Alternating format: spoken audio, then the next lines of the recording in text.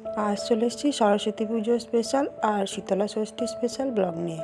তো তোমরা দেখতেই পাচ্ছ আমি এখন আলপনা দিচ্ছি আর পুজোর জন্য তৈরি হচ্ছি। মানে আজকে ছিল শ্রী পঞ্চমী, সরস্বতী মা সরস্বতীর মাতৃ আরাধনা, আর তার সাথে ছিল শীতলা ষষ্ঠীরও আয়োজন। তো একদিকে মা সরস্বতীর পূজা, বাগদেবীর আরাধনা, আর একদিকে শীতলা ষষ্ঠীর আজকে তোমার অধিবাস বলতে পারো। তো যাই হোক, আমি এদিকে সমস্ত কিছু আয়োজন রেডি করে নিয়েছি। আর তারপর পুজো চলছে, পুজো পর্ব শেষ মানে চলছে এখনও অবধি। আমার বাড়িরই ঠাকুর এটা সরস্বতী। আমার প্রতি বছর এই ঠাকুরেই পুজো দিই, মাটির ঠাকুর আর নতুন করে কিনি না।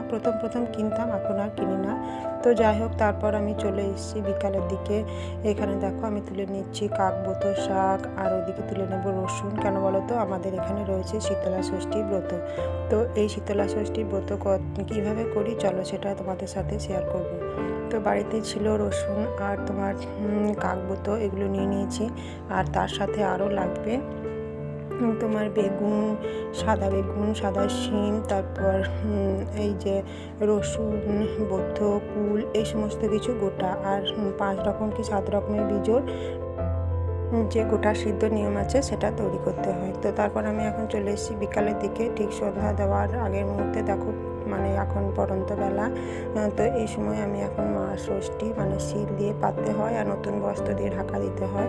তো এইভাবে আমি ষষ্ঠী পেতে দিয়েছি। আর এধারে দেখো গোটা সিদ্ধর আমার প্রসেসিং চলছে। উনুনেই করি, কিন্তু এবছরে উনুনে জ্বালানি সেরকম ছিল না, ওই জন্য এই গ্যাসের মধ্যে করেছি। আর এখন ওগুলো হয়ে গেছে আর দিয়ে দিয়েছি এর মধ্যে। সমস্ত কিছু একসাথে দিয়ে আমি মা ষষ্ঠীর কাছে এই হাঁড়ি সমেত নামিয়ে দিয়েছি। এখন চলছি ঠাকুর দেখতে, ফিরে আসছি আবার নতুন